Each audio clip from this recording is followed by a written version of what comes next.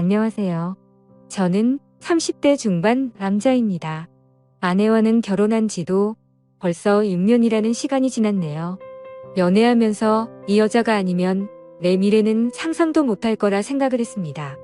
결혼식장에서 당당히 신랑 입장을 할 때라든지 신혼집 공사가 끝나 처음 둘이서 두 손을 꼭 붙잡고 집 안으로 들어설 때 정말 제 아내와 평생을 행복하게 백년해로 할 것이라는 걸 믿어 의심치 않았어요. 바늘과 실마냥 어디를 가든 둘이 꼭 붙어 다닐 거라 생각했던 저의 신혼생활은 생각보다 금방 끝나버리게 되었습니다. 맞벌이 부부를 생각하고 결혼을 했는데 결혼 6개월이 지나니 아내가 더는 힘들어서 못하겠다며 회사를 그만두고 전업주부를 하겠다고 나섰습니다.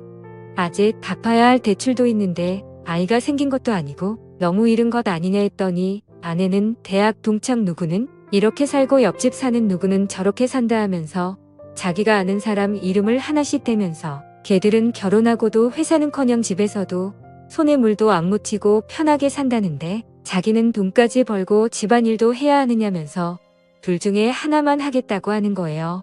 당장 다달이 나가는 대출금 생각을 하니 아내가 하루라도 더 일을 해주는 게 좋겠다는 생각이 들었습니다. 그런데 막상 집안일을 내가 할 테니 회사에 나갔으면 좋겠다고 하니 또 자기 주변 사람들 이름을 대면서 쟤들은 남자 잘 만나서 호의호식하는데 나는 왜 이렇게 살아야 되냐며 짐을 싸서 친정으로 가버리더라고요. 제가 뭘 그렇게 잘못한 건지는 모르겠는데 결국 장모님한테 해명 아닌 해명을 하고 사죄까지 하고 난 뒤에야 아내가 회사를 그만두겠다는 조건으로 다시 집으로 데리고 왔습니다. 그런데 막상 또 아내가 항상 집에 있으니 집안일도 잘해놓는 것 같고 음식도 여러 가지 종류별로 해주는 게 썩 나쁘지가 않더라고요. 이거 나름대로 좋을 거라 생각했는데 그것도 잠시 아내가 전업주부 생활을 시작한 지 몇 개월이 채 지나지 않아서 매일매일 새로운 반찬은 고사하고 그나마도 따로따로 접시에 담아주던 반찬마저 유리 반찬 통째로 대충 꺼내주는 게 당연해졌습니다. 내가 퇴근하고 들어오면 뭘 그렇게 누구랑 연락하는지 휴대전화기만 밤새 들여다보면서 잠도 저보다 늦게 들고 그러니 당연히 아침에 늦게 일어나게 되고 아침도 더는 차려주지 않더라고요. 간단하게라도 아침을 먹고 나가는 게 든든해서 아침밥을 좀 먹고 싶다고 하니 아내는 내가 내 밥 차려주는 사람이냐면서 성질을 내더라고요. 자기는 아침을 먹으면 온종일 소화가 안 된다면서 먹고 싶으면 내가 차려 먹으라고 화를 내는데 그냥 그 뒤로부터는 출근길에 김밥 한 줄 사서 먹는 게 일상이 되었습니다. 그런데 이제 그때까지는 아무런 생각이 없었는데 아내가 밥 먹으면서도 휴대전화기만 쳐다보고 있고 잘 때도 마치 제가 잠들기만을 기다리는 듯 눈치를 보는 게 자꾸 신경 쓰이더라고요. 특히 제가 아내의 뒤쪽을 지나갈 때면 휴대전화기에 정신이 팔려 있다가도 화들짝 놀라기도 하니까 걔가 의심을 하지 않을 수가 없었죠. 경험해보지 않으신 분들은 모를 겁니다. 설마 아내가 저를 두고 다른 사람하고 그것도 모레가 아니라 제가 집에 있는데도 불구하고 대놓고 연락하고 있다고 누가 생각이나 하겠어요. 저도 그랬고 그래서 처음에는 의심만 할 뿐 실질적인 조처를 할 수 없었습니다. 만약 그게 진짜였을 때 받게 될 충격이 어마어마할 테니 조심스러워지는 게 사람 마음이더군요. 하지만 점점 더 아내가 집에서 집안일을 하는 건지 뭘 하는 건지 모르겠을 정도로 집 상태는 엉망이 되고 있었고 아내는 더욱더 의심스러운 행동만 하고 있었습니다. 집에 있는 반찬이라고는 반찬 가게에서 사놓은 마른 반찬이나 저희 어머니나 처가에서 가져온 밑반찬 말고는 다른 걸 구경도 못 해봤는데 생활비 통장을 확인해보면 항상 현금이 인출되어 있고 잔액은 바닥을 치고 있었거든요. 그래서 하루는 아내한테 경고도 할 겸 아내의 반응을 떠볼 겸 해서 생활비 통장이 아니라 신용카드로 바꾸는 게 어떻겠냐고 물어봤습니다. 신용카드로 하면 연말 정산할 때 더 편하기도 하고 적립금 같은 것도 쌓이니까 더 이득이지 않겠냐고 넌지시 한마디 했죠. 그랬더니 아내가 노발대발 정색을 하기 시작하는 겁니다. 저보고 내가 살림을 해봤느냐 어쩌느냐 하면서 자기는 그냥 마트에 가면 되는 걸 한 푼이라도 아껴보겠다고 시장에 가서 현금으로 결제해가며 밥 가서 사는 거라고 그깟 현금 영수증 좀 안 하면 어떠냐고 하면서 자기가 장을 현금으로 싸게 보는 게 더 돈을 아낀다 뭐다 하면서 성질을 내더라고요. 그때 제 의심은 확신이 되었습니다.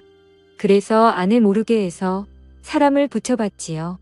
아내가 제가 출근한 사이 다른 사람을 만나는 걸 알게 되는 데는 그렇게 오랜 시간이 걸리지도 않았습니다.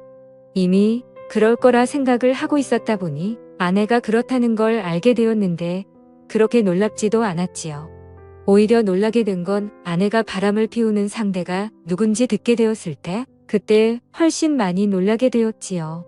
아내가 제가 출근한 사이 한껏 차려입고 동네에서 꽤 떨어진 곳까지 가서 만난 상대는 다른 사람이 아니고 제 동생 녀석이었습니다.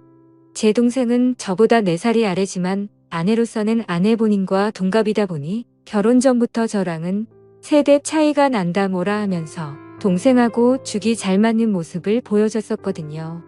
그때는 동생이나 아내나 저를 놀리면서 장난을 치는 거로 생각했는데 막상 심부름센터에서 아내가 저 몰래 만나고 있던 사람이 다른 사람이 아니라 제 동생이라는 사실을 알게 되니 피가 거꾸로 솟는 기분이었습니다. 그런데 심부름센터 직원이 덧붙이기를 둘이서 항상 카페에서 만나 1시간 정도 대화를 나누다가 그 다음으로 향하는 곳은 언제나 제 동생이 혼자서 사는 자취방이라는 겁니다. 말인즉슨 두 사람은 마치 누군가가 자기들을 알아보지는 않을까 눈치채고 있는 것처럼 매일같이 밖에서 만나기는 하지만 그 어떤 행각도 부리지 않고 카페에서는 조용히 대화만 나눈다고 하는 거죠. 사람이 집 앞까지 도착하면 마음이 풀리기 마련인데도 두 사람은 그 흔한 손 한 번 잡지 않는다고 하더군요. 그래서 아내가 매일같이 제 동생과 미래를 즐기고 있는 것은 사실이지만 그렇다고 해서 카페에서 매일같이 만나고 있는 것과 동생 집에 들어가는 걸 가지고 증거라고 들이밀기에는 조금 부족한 감이 있다고 하더군요. 제일 좋은 건 블랙박스가 되었든 집에서 녹음하던지 간에 어떻게든 두 사람이 저를 속이고 그러고 있다는 걸 입증할 만한 증거가 필요하다는 겁니다. 아니면 두 사람의 현장을 제가 덮치던가 하는 식으로 말이죠. 그러니까 이 심부름센터 사람도 이런 쪽 일이나 이런 경우는 굉장히 빠삭한 편인 베테랑이었거든요. 여태까지 짬으로 보기에 분명히 이 상황은 제 동생과 아내가 반드시 무언가 있을 거라는 확신이 있는데 괜히 헛다리 짚었다가 자기한테 피해가 갈 수도 있으니까 한 발을 빼는 것처럼 보였습니다. 그리고 나서는 3주를 따라 붙었는데 저렇게 매일같이 만나면서도 아무런 흔적을 남기지 않을 수는 없다고. 거기서부터는 저도 같이 협조해서 잡아내든지 아니면 자기들은 발을 빼겠다고 하더군요. 제가 여태까지 들어간 돈이 얼만데 현장 증거를 나보고 잡으라는 거냐고 따지니 이만 여기까지 하겠다는 겁니다. 이후의 일은 제가 알아서 하라고요. 어디에 돌팔이 같은 놈들한테 엮인 기분도 들고 괜히 다른 센터를 찾아봐야 그 정도로 암수를 피우는 거라면 아무것도 못 잡아낼 수도 있겠구나 하는 생각에 저도 더는 시간 낭비를 하지 않기로 했습니다. 그냥 제가 현장을 직접 덮쳐버리는 게 낫겠다 싶었어요. 회사에 월차를 내고 렌터카를 하나 빌려서 동생이 사는 자취방 앞에 대기하고 있었습니다. 아내는 제가 출근한 줄로만 알고 있을 테니 매일같이 만나고 있다고 하는데 당연히 그날도 둘이 똑같은 패턴으로 카페에서 둘이 만나서 동생 집에 도착을 하겠다는 계산이 서 있었습니다. 차 안에서 숨죽여서 기다리고 있었지만 그 시간이 평소와는 다르게 엄청나게 천천히 가더군요. 이 무더위 속인데도 모자도 뒤집어 쓰고 최대한 안 보이게 동여매고 있으니 거기에 차 시동도 걸어놓지 못하는 상태다 보니 정말 죽을 맛이었습니다. 그런데도 심장은 엄청나게 빠르게 뛰고 정말 그 차 안에서 무슨 생각을 했는지 기억도 안 날 정도로 5만 가지 생각이 오고 갔습니다. 아니나 다를까 거의 매일같이 똑같은 패턴으로 행동한다는 말과 똑같이 두 사람이 시야에 들어오더군요.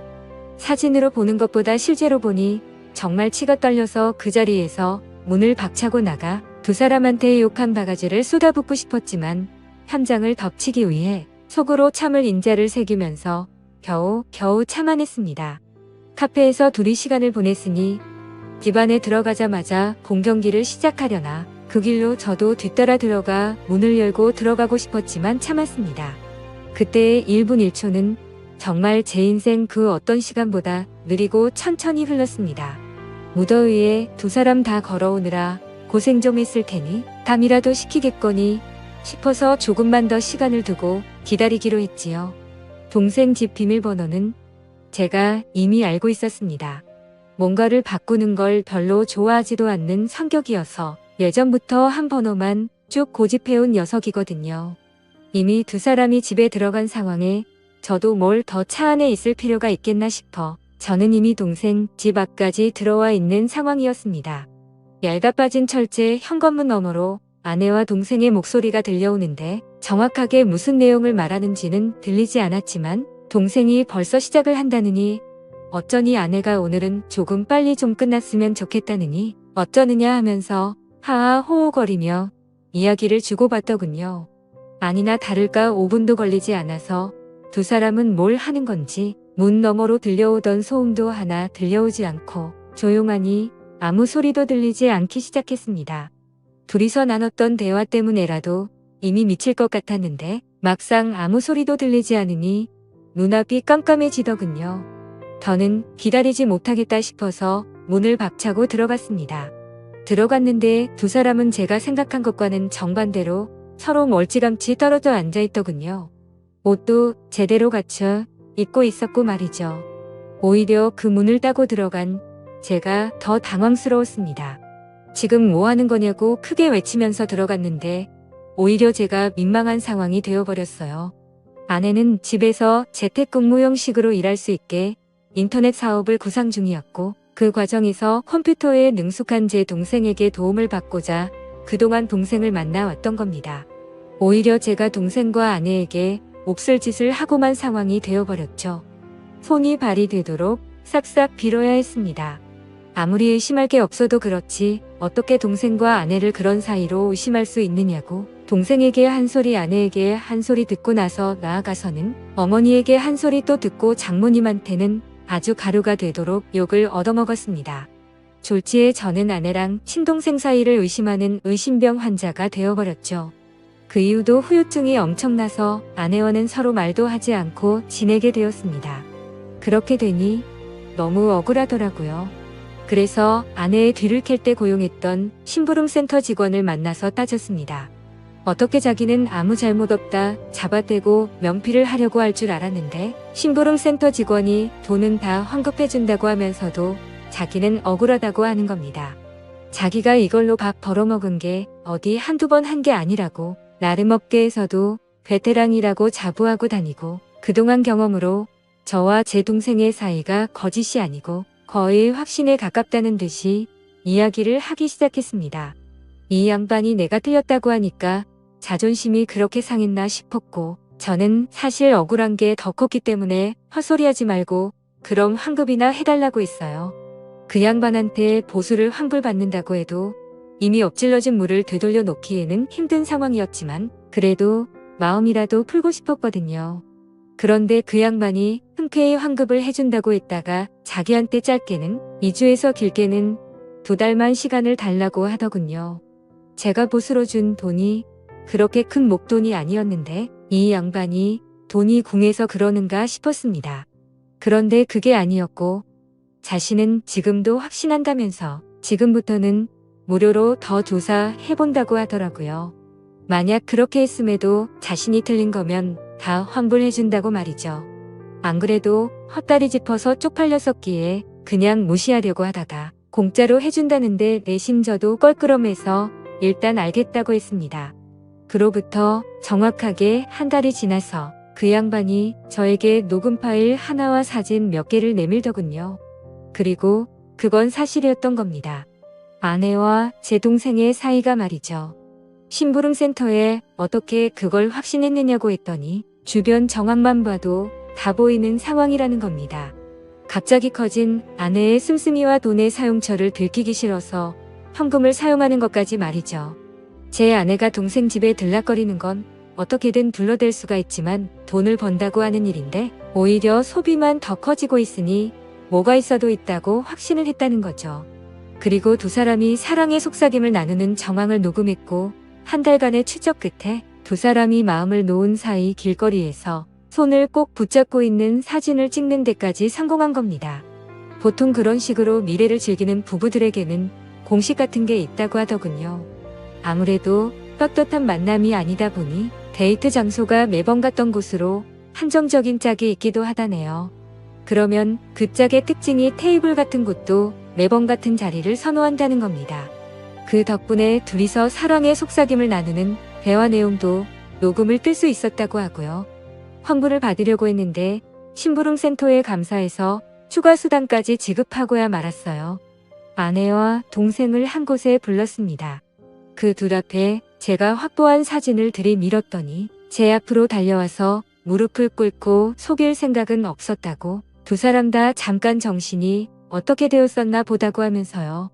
자초지종을 들으니 아내가 처음에는 재택근무로 돈을 벌며 가게에 보탬이 되려고 했던 건 사실이었습니다.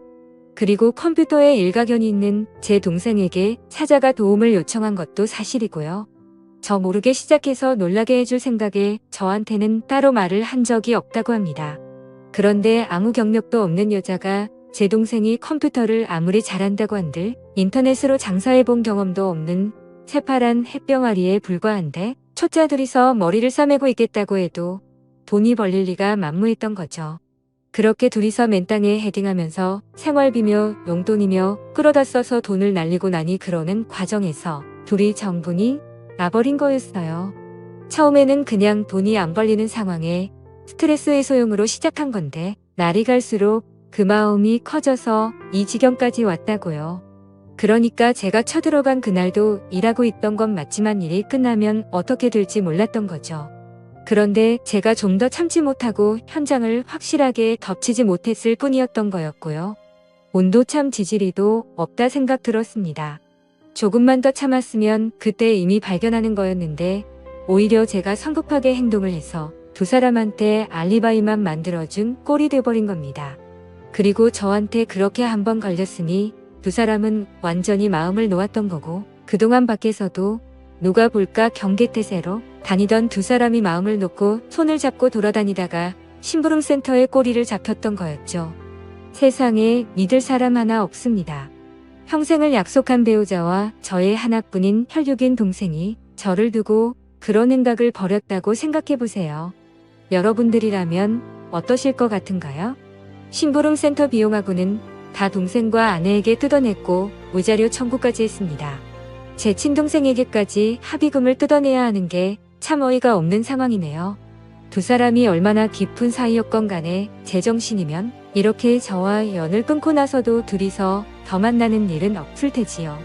아니 뭐 만나도 상관없습니다. 이젠 제 인생에 더 이상은 없는 전처이기도 하고 아예 처음부터 존재하지 않았던 동생이라고 생각하고 살아가기로 했으니까요. 사연을 읽어주셔서 감사합니다.